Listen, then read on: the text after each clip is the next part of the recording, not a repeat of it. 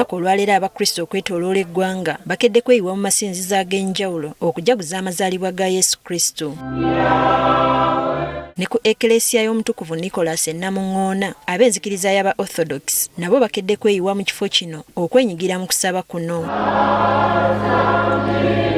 Eno mmisa ekulembeddwamu Ssaabalabirizi Geronimos Muzeeyi ng'ayambibwako Reverend Father Nicholas Bayego.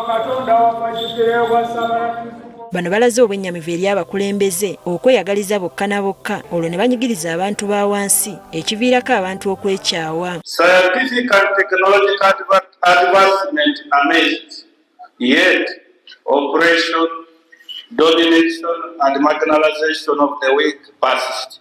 Inequality in sharing power and resources, wherever this happens, it fuels conflicts and wars. Wano Bishop wasinzidde n'asaba abantu okutambulira mu kwagalana nga kye kiyinza okuzzaawo emirembe mu nsi. History teaches us that the only solution is not weaponry, however advanced they may be.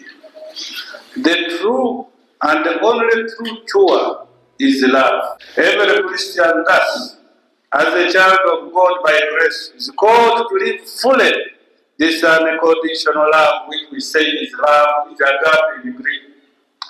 To carry the cross, to love one another, to be good Samaritans, to humble ourselves, and to love our enemies.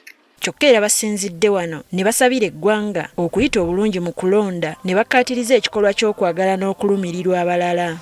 This is what is expected of us now, especially when Uganda, our motherland, is in a season of political campaign to choose her leaders.